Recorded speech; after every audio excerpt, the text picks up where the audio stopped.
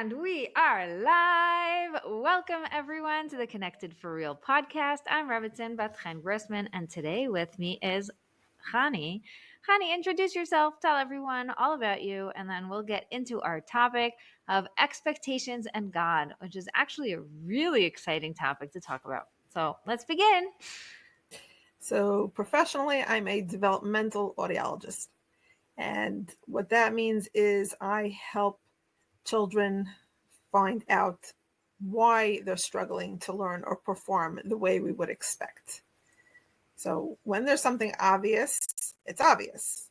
But when it's not obvious, we often, as parents or teachers, educators, run into the trouble of we expect this child to do it. We don't see anything overtly wrong, and they're not doing it. Why not? So what I specialize is in looking at how well the body is serving this child, primarily through the ears, but I am actually multidiscipline trained, and I do look at other things as well. The parent gets to pick what level hierarchy of assessment they want.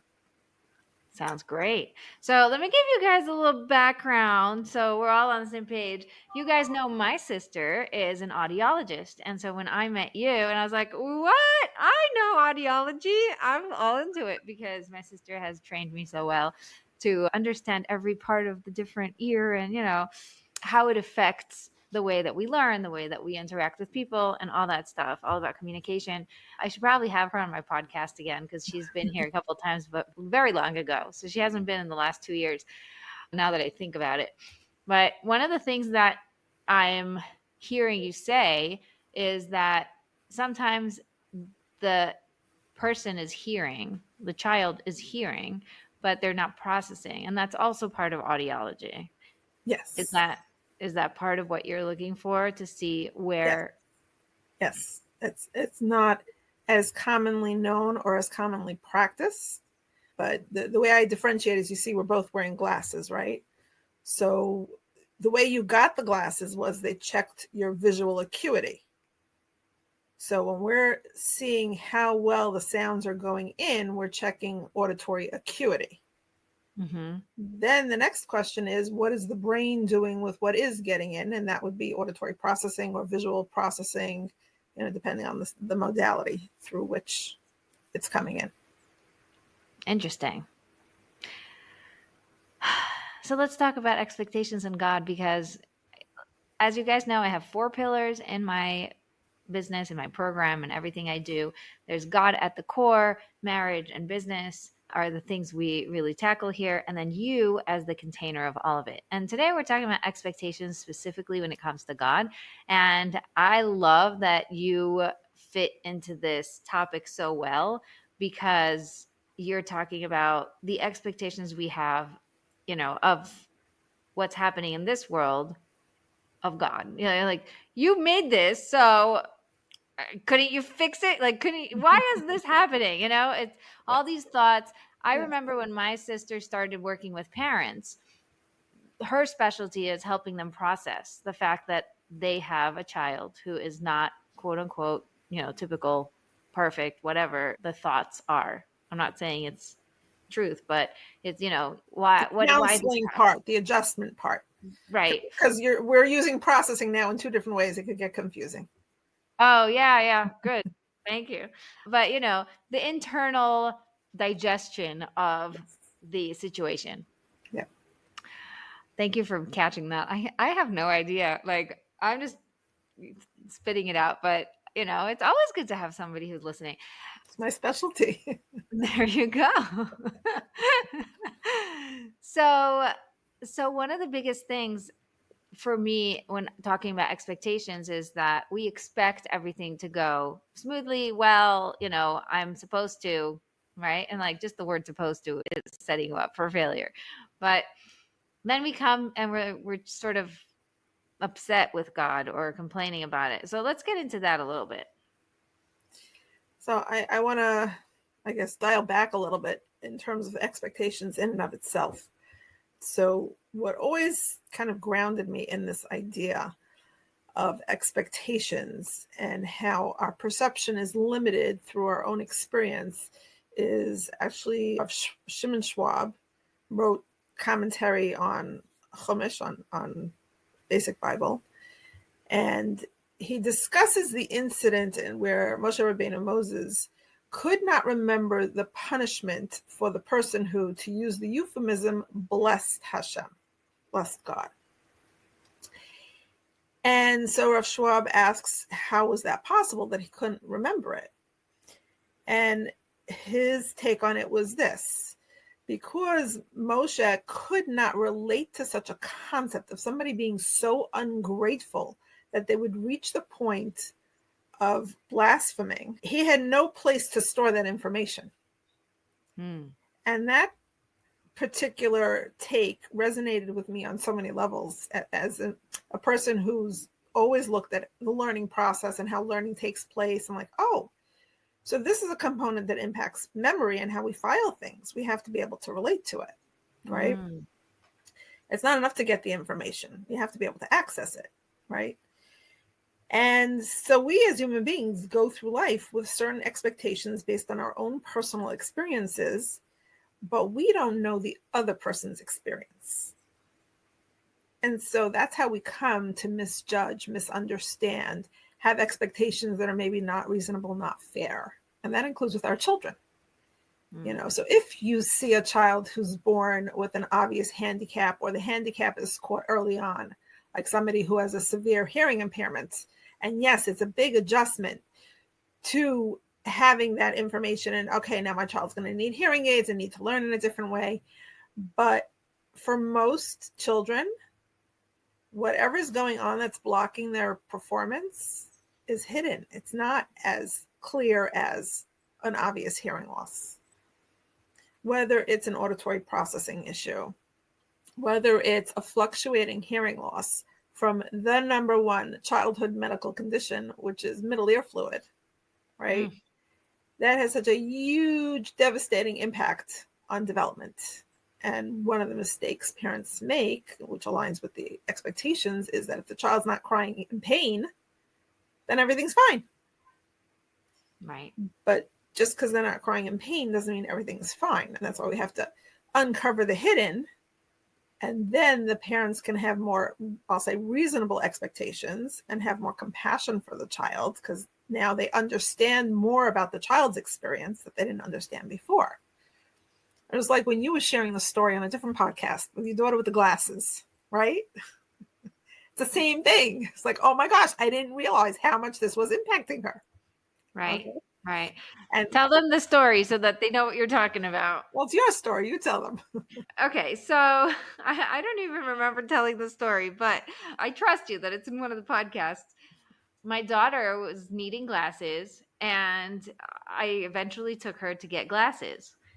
And when she put on the glasses, she suddenly realized that there is grout like between the tiles in the mall. And then she came home and realized there's lines of grout in all the places. Like, I never saw any of these lines. And I'm thinking, oh my gosh, she was missing so much information. And she was making up for it because she's smart and capable and friendly. So she was looking over to the side to see what the friend was copying and just copying from her. So Right. she was getting notes from the board by using her other skills, but she was really not seeing anything, Right. nothing. So it was just really shocking as a parent to suddenly feel, and then all the guilt and the shame floods in because you're like, oh my goodness. And I think that's one of the things that when you're talking about expectations and God and children and in marriage, husband, wife, is understanding what they understand, like sort of being able to get in their shoes, and we can't. So, in and of itself, expectations is already a tricky thing because there's no way for you to fully understand. But can you imagine the shock and the realignment of yourself when you thought things were one way and suddenly it's totally not what I expected. And then all the emotional flood of shame and guilt and all that stuff. So I'm thinking, can you imagine like cursing God and then getting to the other side and seeing things differently and then going, oh, and like, I don't want to be there, but I'm sure everybody goes through that because Yes. you really don't know. We don't know. Right. Exactly. Exactly. So, I think we're just trained from a very early age from a self-defense mode to judge, because otherwise, how do we know if this stranger is safe or a threat?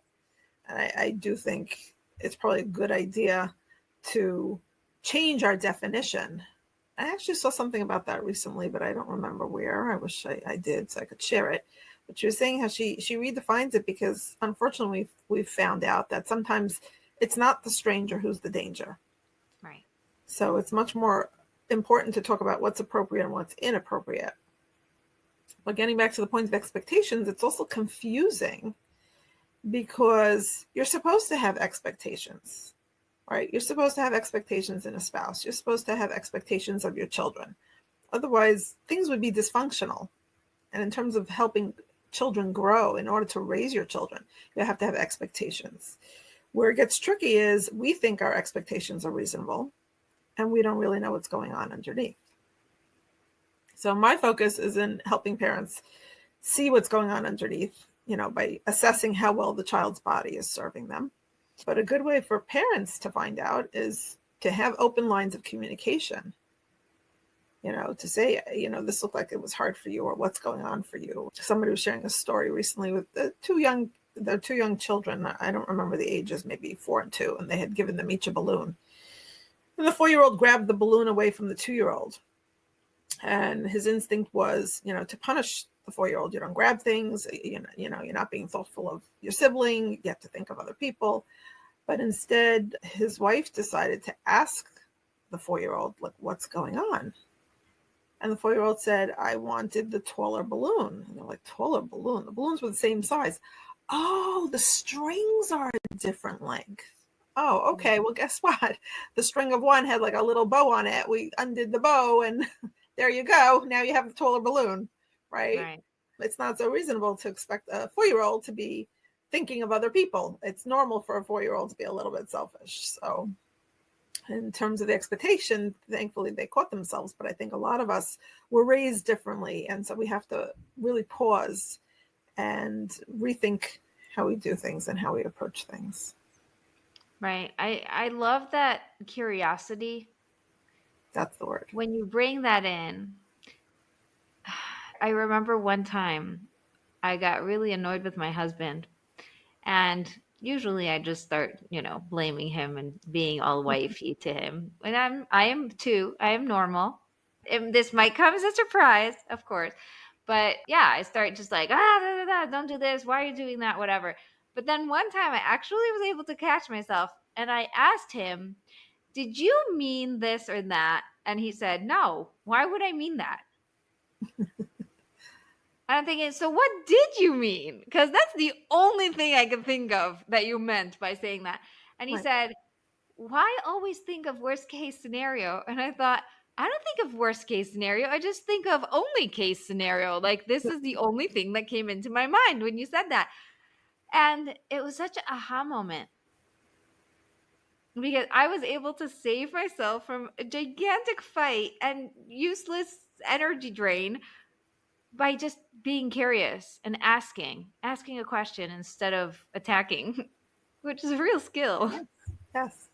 That is the most important thing. And if we recognize it now and could teach to our children even younger so that for them it's a habit, imagine what kind of a world we would live in. It would be amazing, right? Yes. Yes. To come with curiosity instead of opinions. Yes. Wow. Okay, so let's get into that expectations of the system, like the educational system, because that I think causes a lot of challenges. That's a good word, challenges. It creates a lot of challenges for parents when they send their kid to a school or whatever, the educational system is supposed to. There's the word again, supposed to, expectations. Figure this out, know what to do. They have the tools, they have the skills, they went to school for this, whatever it is, right? What do we do? Oh my gosh, I have so much to say on that. Please go ahead. First of all, we have to appreciate that a teacher is not a clinician. Right. So that they did not really go to school to figure out why this child is not succeeding. Right. They're only able to teach, to the mainstream. And even that nowadays, takes a lot of effort. There's a lot more that goes into teaching nowadays than when we were being taught, right? But still, they're not clinicians. And I think parents make the mistake of thinking that teachers know more than they do, but they're not diagnosticians. And so it's just as hidden from the teacher as it is from the parent. Sometimes you might get lucky. Again, God's the one who decides what you see and when, and who's going to be the person to tell it to you. I have an interesting story with that personally, that one of my children was born tongue-tied, and I didn't see it. My sister, who's a speech pathologist, didn't see it. My sister-in-law, who's an OT, didn't see it. None of the pediatricians that she had seen over the first 8 months of her life noticed it or commented about it. And then at that time, I was going to the bungalow for the summer, and it was my first day back for that season. And a friend of mine who hadn't seen me all year says, "Oh, that's so cute. Your baby's tongue-tied, just like mine was." And I was like, but that was the moment Hashem decided I was going to know. And she was the messenger.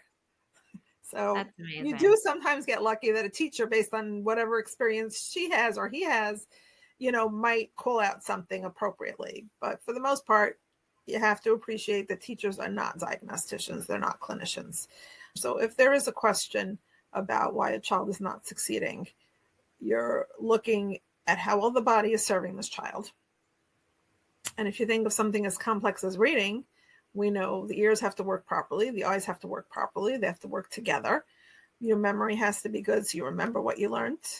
I had an interesting case once where this child wasn't reading and had been receiving intervention for the whole school year with zero progress. And when he came to me, and again, I was lucky that Hashem decided I should be a messenger, a good messenger, because I asked him, can you read for me? He couldn't. But then I decided to have him read to himself and answer comprehension questions, and he got 100%. So clearly he was reading. He just wasn't reading out loud. Wow. So that was a different question of, was it the added multitasking of the decoding and comprehension on top of, speaking out loud, or was it a performance anxiety? Like we had to take it to the next level. But, it has to be when God decides.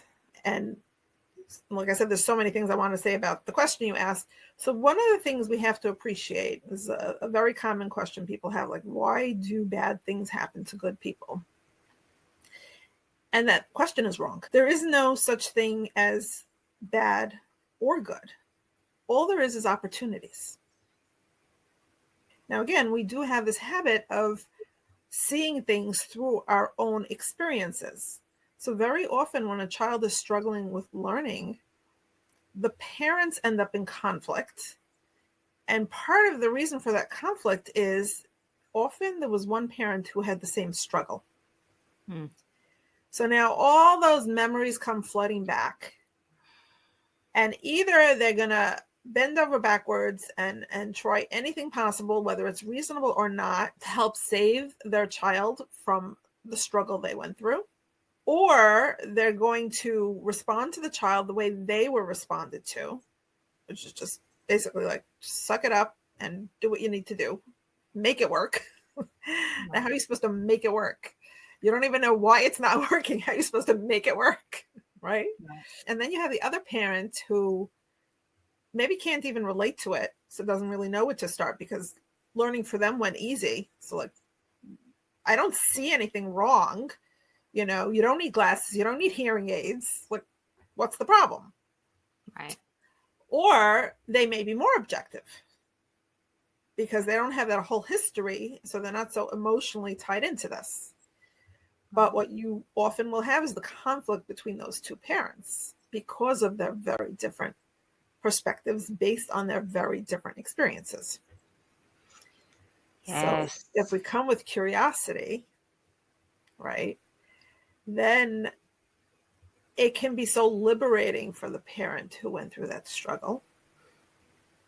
And then the parents can work together as a team to best help their child unveil their potential. Yeah. Okay. So actually, Rav Yaakov Kamenetsky Zatzal, who was a great sage who passed away in the 1980s, I don't remember which year exactly, he said that school is simply a place for people to learn social skills. It's really a parent's responsibility to educate their child. I So love that. when you talk about like what to do with the schools, well, practice your social skills. Teach your children how to deal with people who don't agree with you, who may even be, in your opinion, difficult. And the school might say you're being difficult, right? There's two sides to everything.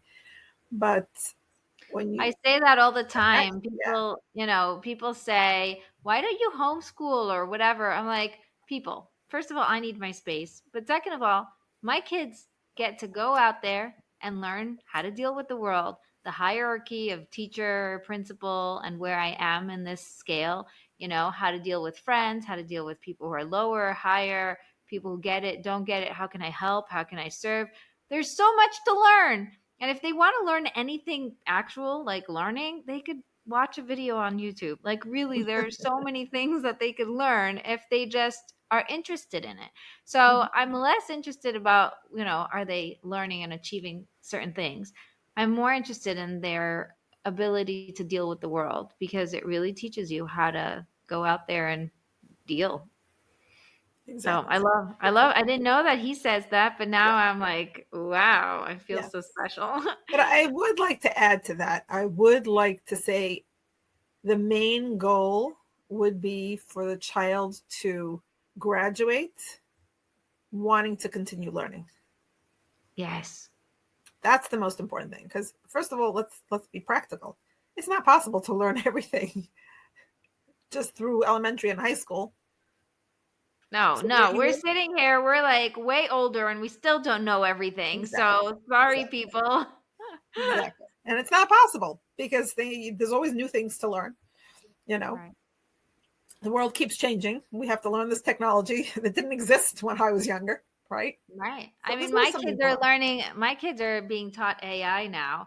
And Mhm. I'm actually really annoyed because all it is just like playing games on the computer. I'm like, do you really think you're learning anything? Like, I'm sure you could learn how to use it way better, but whatever. We can get into that later. Yeah. I was once on my sister's podcast, and I was the guest who spoke about marriage and how to quote unquote process the experience of finding out that the child has hearing problem or deaf through the lens of marriage. One person is in denial, the other person is like, go, go, go, let's research, let's do this, that, let's like take action.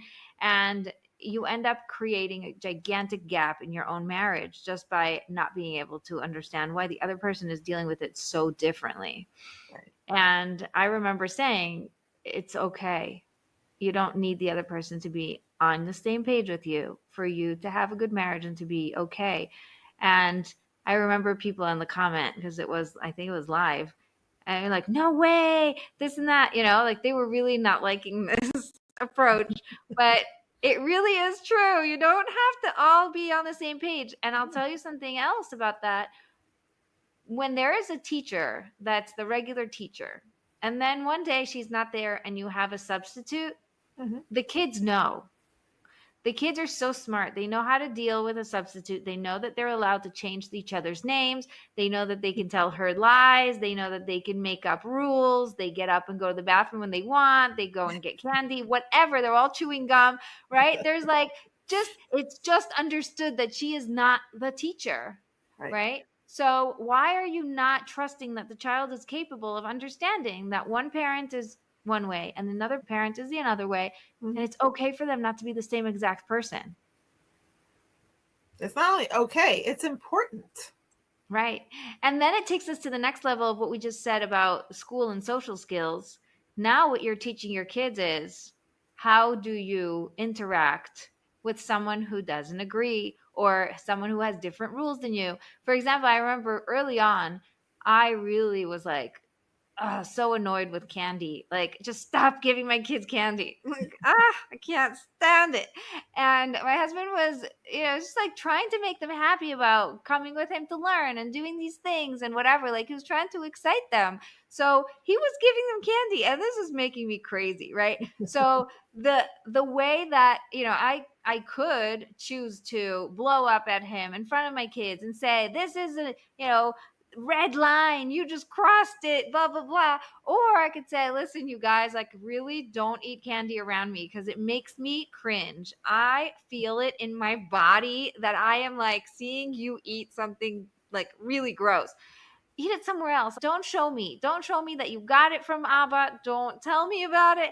And then also my husband started being a lot more conscious about it, like, oh, Ema doesn't want you to have this, so why don't we get some, fruits instead? Why don't we do this other thing instead? Maybe let's go Mhm. have fun in a different way. So, it was early. Like, now my kids are way, way older, but it's such a clear memory of how we were able to model for our children how to deal with someone Yes. who isn't following the same rules, or it doesn't have the same values, or whatever it is. Right.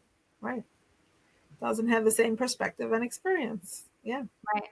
So it goes with, how to deal with the school, and it goes with how to deal with within your home. Right. I think that's really, really interesting. Right. And just because the other person has a different perspective, it doesn't make them bad or wrong. If they're not violating, a law, then it's not bad or wrong, and just make room for their experience and their perspective with curiosity. Yeah.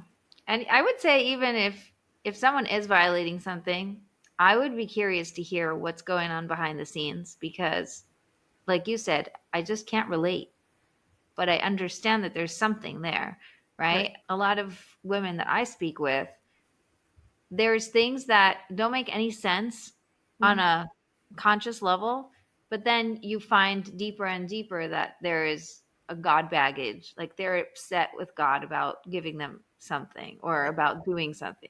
So why should I even care? Like, there's this Mhm. like inner conflict Right. of, I want to be good, but I also am upset with God, so I don't know what to do with it. I don't know how to Right. hold both. Right. Right. I hear it. Yeah. Yeah. So when I was talking about violating the laws, I'm not talking about us, judging or taking upon ourselves to train someone who's violating laws between them and God. I'm saying if someone's doing something that is harmful For sure. to us physically or emotionally, that's in a violation of laws. You know, Speaking lashon hara, or so that you're gonna have to put a stop to it, and then you could be curious. Oh, yeah, no. Definitely safety is always first. Yes. Let's put So that that's straight. that's that's what I was referring to. That, Yes, safety always comes that's first. not just Yes. a difference of opinions. Even though they Right. might have a different perspective, that's something that's got to be paused. Thank you for making that clarification. I didn't even think about the actual between people laws. I was thinking straight God. It's interesting Well, where my yes, brain goes, which is a I love it. great Yeah. example of, okay, let me just tell you. I was once in a class where there was this woman who had all these parents, and she was going to talk about, the difficulty in processing. And she put on the board, like, she had a slideshow, and she said, as soon as you see the letter, say it out loud. And she pressed the button, and there was an A, and everybody went A, but not everybody went A at once. It was A, right? Okay. And she said, did you guys notice what just happened? You guys are all adults, and yet you processed seeing it, understanding it, and being able to say it at different speeds. Like, Right. there were split second differences between all of us, That's and great. that's how it is in real life, Hmm. right? So take that to the next level, and just with where you were taking it, where I was taking it, the same exact sentence, different connotations, Yes. different memory things, different places where our brains go with it. So Yes. this is such a fascinating conversation, just with what just happened. But I love your focus. I love how God is just the center of everything. That's why I love talking to you. Thank you. Thank you. And I want to go back to having to deal with the school system and with Mhm. kids who have difficulties because I see this a lot. This is a real stressor for people. It is. When there is a kid who's having trouble, it stresses out the kid. It stresses out his parents. It Mhm. stresses out the marriage. It stresses out the grandparents because they are trying to get involved but not get involved. Like there are so many, and of course, it stresses out the school because they also are being judged by the level of how they deal with the students. Right.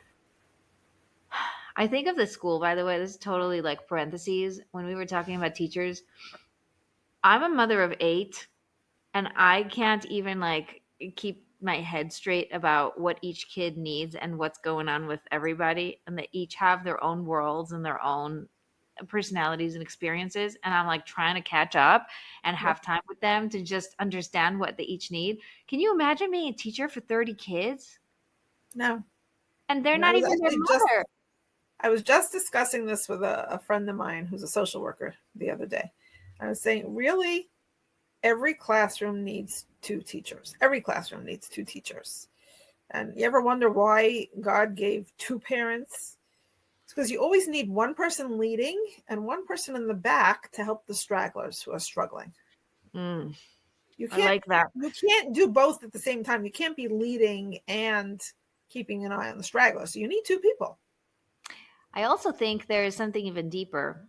You need one person having the conversation and one person looking from the side to witness, to be able to say, you know, when you said that, he shrunk or he moved back or Right, there is a reaction that I realized. right, And then it's such a helpful piece of information. When right. somebody is not in the conversation or in the moment, they suddenly can see things that you don't see because you're too wrapped up in figuring out what to say next, right? It's like the active listening. Yes. When you're active listening, you are not figuring out what to say next. You are Right, just listening. right, right. And you can't be a speaker and a listener at the same time. But if you have two people, one can be doing the speaking and one can be doing the listening. So we're saying actually the exact same thing using different words. I love that. That's why we do this in podcast, you know. I chose to do my podcast in interview form because of this exact thing. Because if people just had to listen to me ramble, they would hear me and it would be really great and interesting. I'm sure you all want that. But having someone else pushes me to have to think differently or Mhm. to come up with examples that I didn't think I needed to bring or just it takes me places and it also allows people to hear from really interesting people like you. Thank you.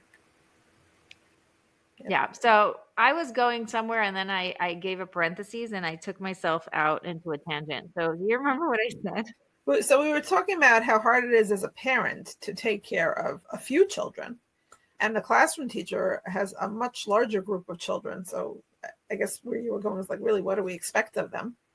Right. And it's true. So and it's very challenging also because, like with that other little vignette you shared, where this presenter had put that letter A on the board and everybody was responding at different times because it takes some different amounts of time to process. And there's often a debate of what to do with gifted children who get bored in class, right? But my understanding is the Chazon Ish was actually asked about that. And again, with the same mindset that school is supposed to be about social skills, he was against having separate classes for the gifted because they should learn how to not only tolerate but help the students who aren't as quick. Right. Let me tell you something very cool about Mhm. the way Israel deals with gifted children. My daughter got into the program, so I know, and it was really fascinating to go to the orientation and to be part of seeing how they do it. They give them 1 day a week where they leave the school and go to special activities that Mhm. are enrichment. And the enrichment is emotional, like EQ, Oh, emotional intelligence. I They love that. learn theater, they learn radio, they learn how to do medical clowning, they learn improv, And they're basically addressing something that's really very big in the gifted world, which is there is a lack of balance between your IQ and your EQ. Sometimes because you're Yes. so smart, you end up being more babyish, or you end up taking things to an Yes. extreme in the emotional side. So this was a huge thing. I was so impressed. That was Yes. one thing. And the second thing they do is they teach them leadership skills so that they can go back into classroom during all the other days when they are with their regular peers and lead. So, how do you help someone in a way that doesn't push them down, that doesn't make them feel dumb? How do you, sort of like catch a situation that's happening behind the scenes because you're on the student side and sort of lead it to be a better end result socially, because it's just not fair for the teacher to have to like work against all these, so it was amazing. I was like sitting I with never heard class. this before, but yeah, that's applause worthy. That is Yes, amazing because yes.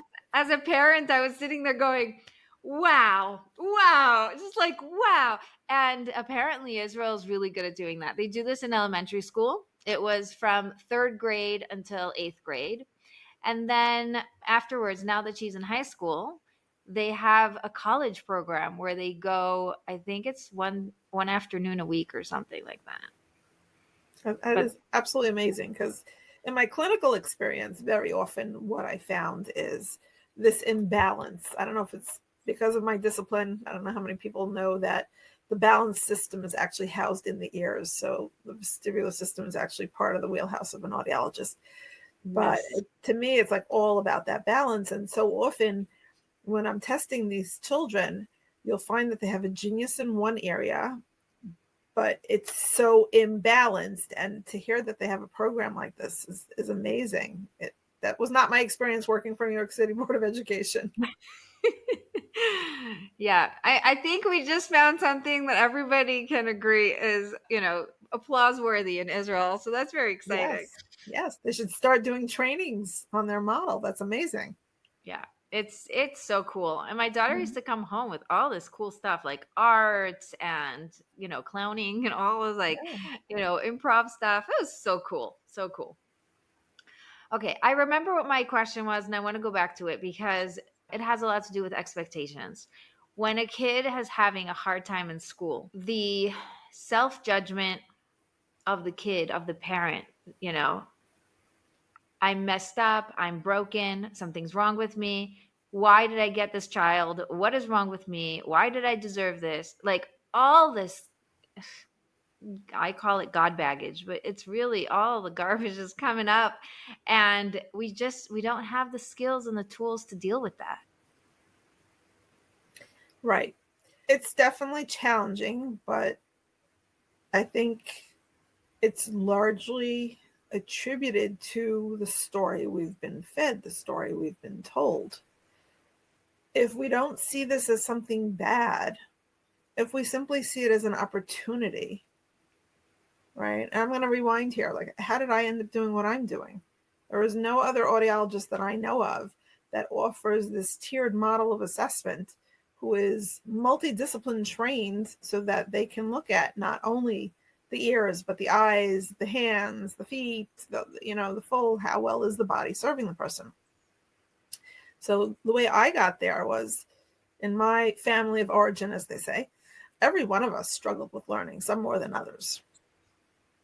So I had actually gone to school for speech therapy because I figured I would teach children with learning difficulties and do it in a smaller setting than a special education teacher because I'm lazy. Why should I work with 15 kids if I could work with 4 kids and get the same pay? It didn't make sense to me. The same education, in terms of years of schooling and the same pay. Like, why should I work harder with a group of 15 students if I could work with 1, 2, 3, or 4? Like, Right. in the public school system in New York, at least, the max a speech therapist would have to pull out at one time is 4. So I'm just practical. But especially I at the, noticed, just notice, yeah, side point, that the first time you said it, you said I'm lazy. And the yeah, second time you said it, you said I'm practical, because they're both true. It's such a yes, neutral thing. It's not even a good or bad. It's just like I found information that served me. yes. I think you're genius. Thank you.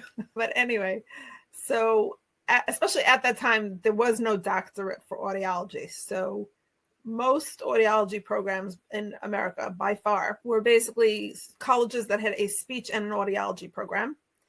The bachelor's is identical. And at the master's level, the difference is 4 classes and clinic hours. And there was just something about audiology that totally resonated with me. It just seemed a lot more concrete. I mean, I was naive in that understanding, but I thought it was like very concrete. And you just, they'll listen to the beeps and raise their hands, so you know exactly what's going on with their hearing. Now we know a lot more about hidden hearing loss, talk about revealing the hidden. So basically, I ended up going into audiology. And the thing that really stood out for me in my childhood is I remember how often we would take the yummy pink medicine, amoxicillin, for ear infections. I put it in quotes because unless they take an actual sample of the fluid and test it, they don't necessarily know that it's an infection. So, but in those days, they were much quicker to give antibiotics because they didn't realize the harm in giving antibiotics so often. So it totally aligned with my goals of trying to get to the bottom of when a child is struggling, there's always a why. And in my family, as much as it was hard to struggle in school myself, I was able to tell myself, I see clearly why I was put in that situation. That's what gave me the passion to do what I do,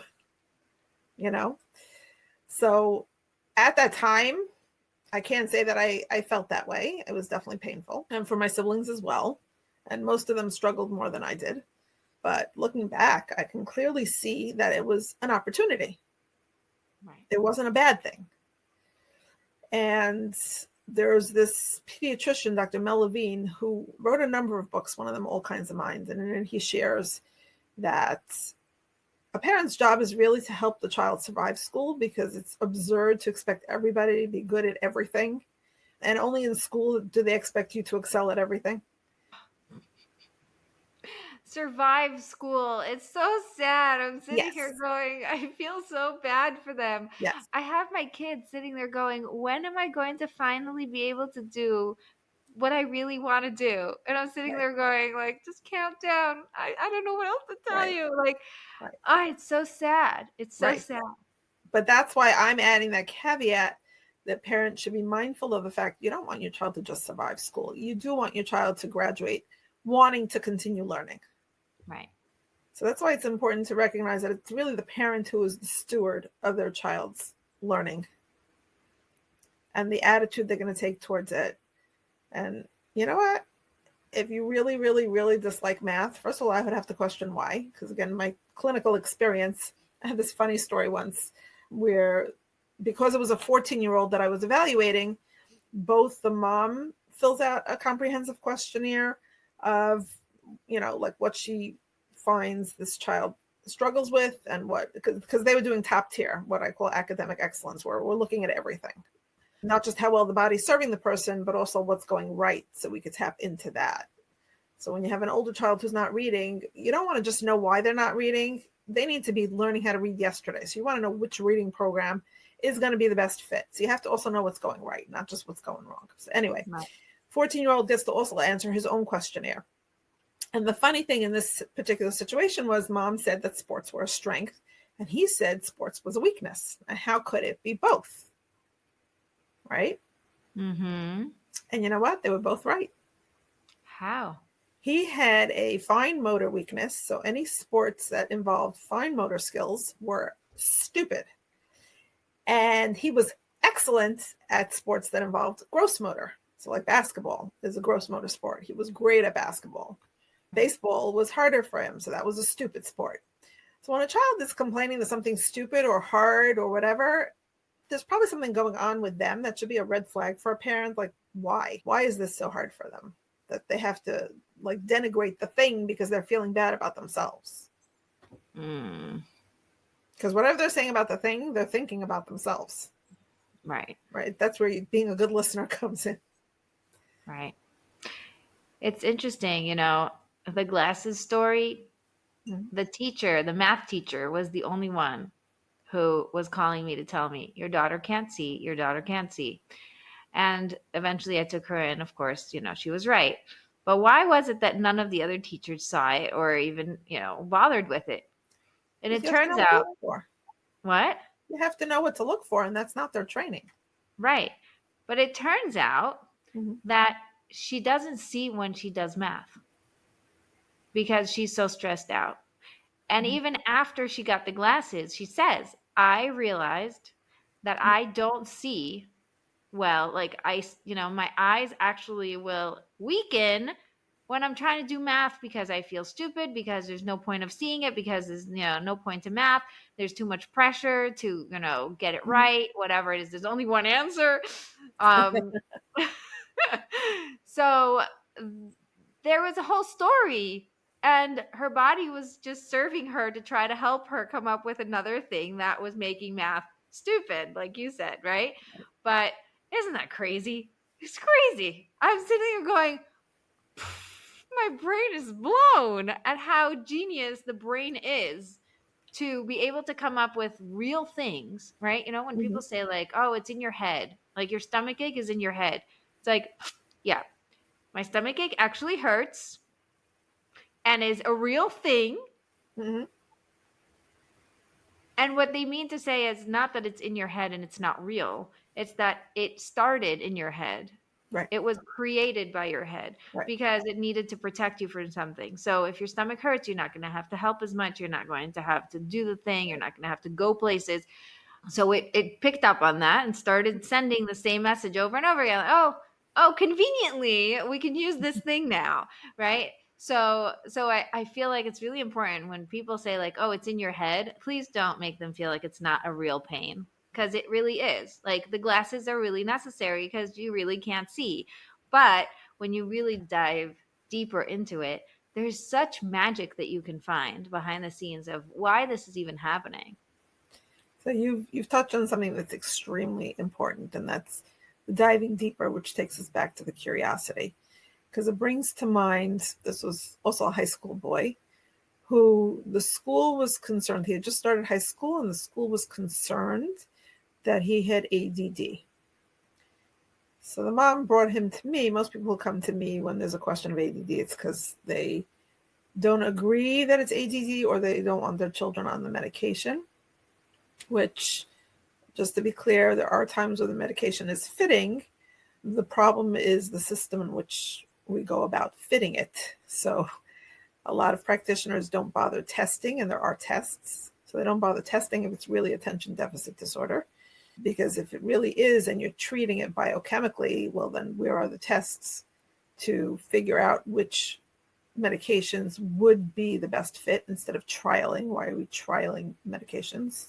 And why are we doing that to kids? But I can't eat, I can't sleep, I'm nauseous, whatever. Like why? This is actual like testing on humans. It's worse yes, than testing on animals. yes. And it's just become accepted as the norm, and it's really not okay when you look at the side effects Right. and think it through. But anyways, back to this situation.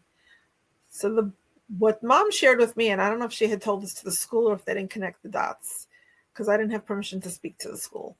This boy had an ulcer. Mm. And the backstory was the parents were divorced, and it was very contentious. Very contentious. So when I explained to the mom that like ulcers are known to come from stress, unfortunately, she wasn't willing to hear it. And she was, no, science now shows that there's some kind of bacteria and it's because of that. And it was just very sad because this boy really needed help for his stress. And of course, he wasn't paying attention in class, but it wasn't because of an attention deficit. It was because of stress and worry. And there was actually a long history with him of signs that he was stressed, the thumb sucking, at a much later age, bedwetting at a much later age. It was like a lot. He was clearly showing signs of stress for a long time, and it wasn't being heard. Mm. So, but that popped into my head because an ulcer is a good example of something that is psychosomatic, that what's going on in your head then becomes manifest in your body. It's basically the message is getting louder and louder. Someone please help me. And unfortunately, he wasn't getting the help he needed at that time.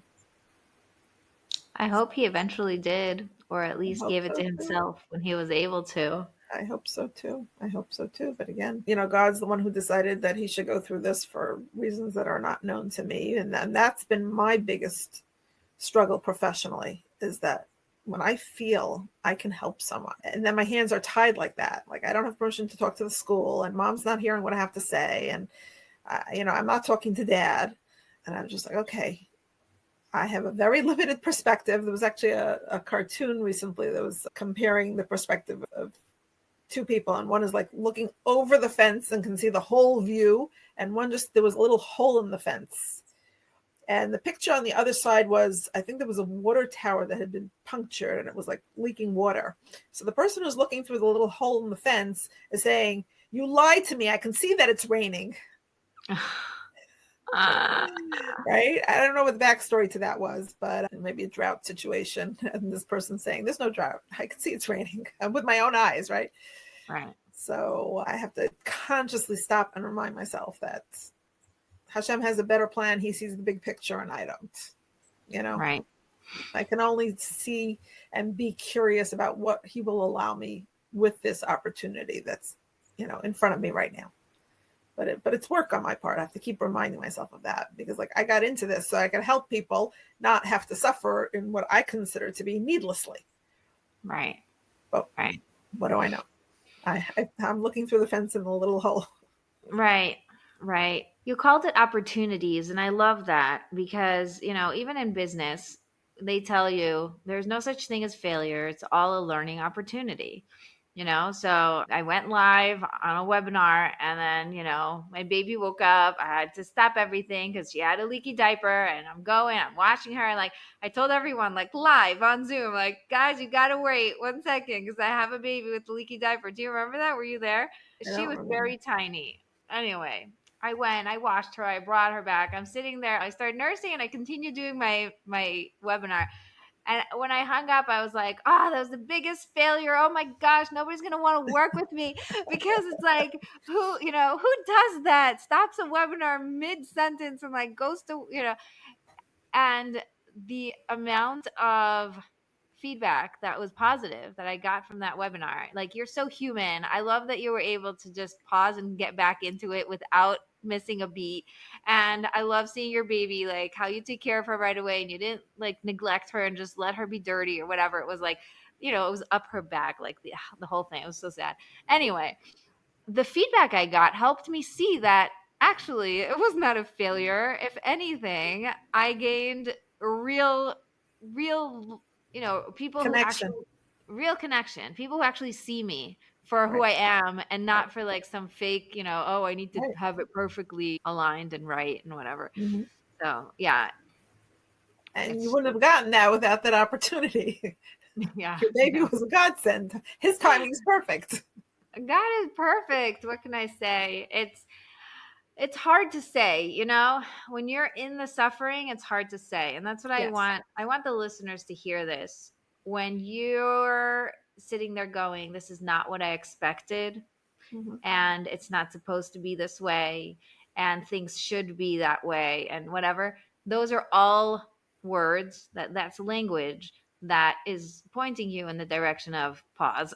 Just stop, Right. question, right? Like, something here is not working in your favor.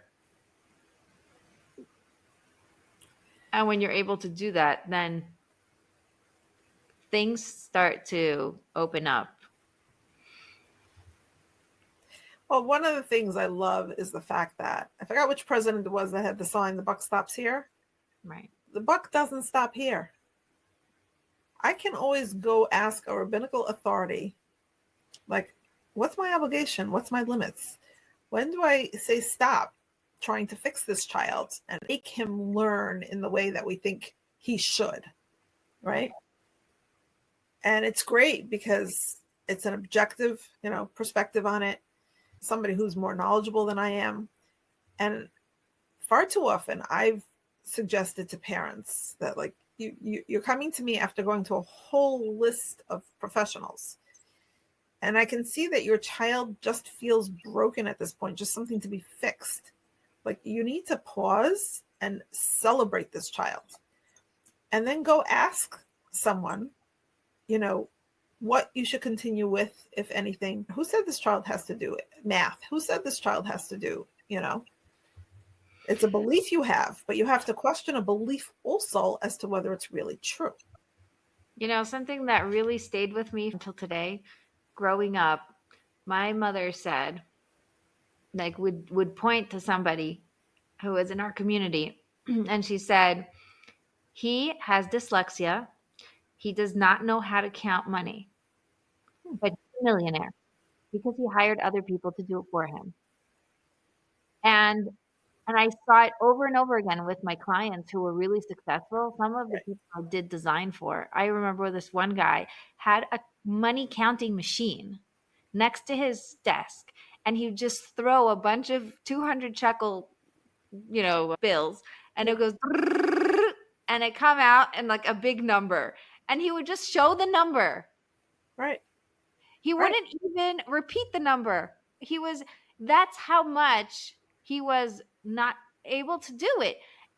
And I was just sitting there going, yeah, you don't need to be perfect at everything. You don't even need the basics. But it's also so wrong to look at it as not good enough, because God created you and he knew perfectly well what he was doing, and he knows perfectly well how to do it to perfection. So again, when he gave you these struggles, there was a reason. And the question is, what has to be worked through and what has to be set aside? Oh, this was a perfect way to wrap it all up. What you just said was exactly. So beautiful. And what comes to mind in order to really bring that home is that story about, different people who get different jobs. Like, if you were, Right. you're okay, here, you're going to be the doctor. We're going to give you the stethoscope and the this and the that and the other. Okay, you're going to be the computer guy. You get a computer and a desk and whatever. And then you're going to be the delivery guy. You get a car, you get whatever. And then the doctor's like, hey, why don't I get a car? That's not fair. He Right. gets a car, and Right. the driver is like, why don't I get a computer?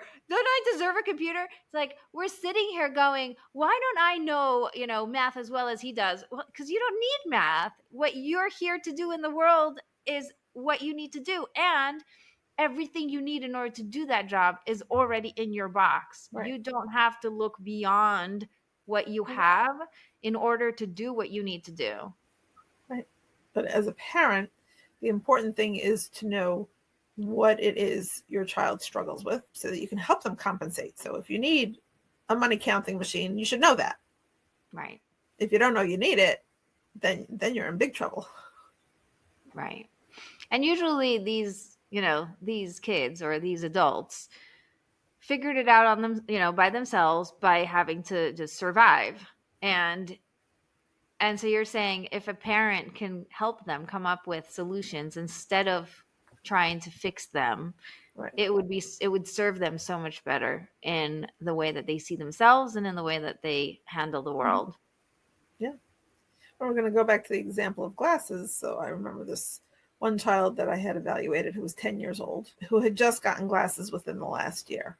Now, this child had been struggling for a long time, but God decided that she should get glasses when she was 10, and that she should have her ears checked, however many months later. And his timing is perfect. So, feeling guilty for not seeing something like my daughter with the tongue tie, there was nothing to feel guilty about. It was just like mind boggling that none of us saw it. We have so many people in the family that should have, but God decided it wasn't the right time, and that was it. There's so much peace in that. There's Yes. so much peace in that, and being able, and we were talking about modeling for your kids. If you can model for your kid, you have everything you need and you're exactly the way you need to be. And God is guiding your journey and helping you figure it out. And you're here on purpose. You're not some extra, right? Like we think God is doing this to me. He gave me this child who's broken or, problematic or whatever. And like, I'm using those words totally not in a way that, don't take this the wrong way. But this is the way that she's thinking. Like, lady, get over yourself. It has nothing to do with you. It's not some Well, extra. I'm going to tweak that a little bit. It has everything to do with her, but it's not that God's doing it to her.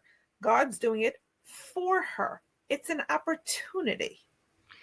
Yes, and don't forget that he is a real child with real, a real life. If we were looking at a movie, you have people who are extras. They're just there to, like, for the story. Like, the kid is not an extra.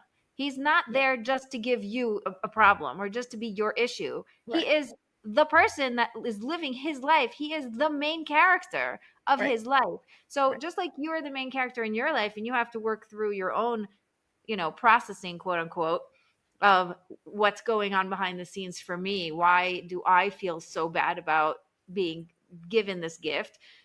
So, too, can you model for your child how to grow up and love himself and love the way that he can figure things out and that, he does things differently and so much better sometimes than people who are trying to do it, the typical way, whatever it is. I think this is just another really great point. Yeah. Well, to reconcile with the mom guilt, in a conversation with another friend of mine last week, the, like, I guess, epiphany that we came to is, even if a child's a math genius, right? You still understand that they have to first learn basic counting and then addition and then multiplication and then exponents. And then you don't start off right away with calculus. Right. Right? You have to absorb things step by step. And just because I have the title of mom or even the title of clinician doesn't mean I know everything. I can't know everything. I have to learn it step by step. And there's nothing to feel guilty about. That's how a human being is designed. You can't learn everything. It's not a computer. You just downloaded, a jump drive with gazillion pieces of information. You learn step by step since the day you were born, literally, and it continues. So have some grace with yourself. I love that. Have some grace for yourself. That is going to be our, ending thing. It's like, have grace for yourself. Chanie, how can people find you and work with you? Okay, so for the clinic, the website is hearing-kids.com, hearing-kids.com. And on Instagram, it's moms_unlocking learning. So it's MOMS, plural, moms_unlocking learning. .com. No, that's Instagram. So I think it's. Oh, Instagram. Sorry, I wasn't listening. Okay. I know you know a good audiologist. Thank God. It's so fun because even within audiology, you guys are doing completely different things. Like, if I Yes. needed something for my child, I would actually come to you. And if I needed something for myself, I would go to her because she's more about the parenting and that angle of things. So it's just really fun. Very interesting. Well, that's another, like a last note for parents. That even if you identify what's going on for your child and you know which discipline deals with it, but within every single discipline, there's always a lot of different areas that they cover. So you want to make sure you find someone who actually deals with the issue. So you can take speech pathology as a different example. Not everybody deals with stuttering. Not everybody deals with swallowing. Not everybody deals with articulation. Not everybody deals with language, even though anyone who is licensed in that field technically could deal with all of it. But Right. you want someone who specializes in what you need. Yes. Yes. And that's why I think it's such a gift that podcasting and email lists and all these things that we have these days, you can really find what people are specializing in because of the things that they're talking about, the things that they're Yes. posting, the things that they're interacting with. Yeah. Yes. Well, thank you so much. This has been Fine. fascinating, Yeah. super awesome. Thank you for Yes. being here. I'll chat with you anytime. It doesn't have to be on the podcast. I love talking to you. Yes. Just so you guys know, I was in Chanie's house. So this is like a really fun moment for me to, celebrate you and thank you for that. That was really fun. It was one of those times when I came to speak in Lakewood. So thank The you. privilege was mine anytime. Pleasure. Okay. Thank you for listening. Thank you for being here. Don't forget to be back next week for another amazing episode. As I said, we have 4 pillars. So expectations and God was this one. There's coming up expectations in marriage, expectations in business, and expectations in you. So make sure you subscribe and follow along because these are awesome. And don't forget to be connected for real.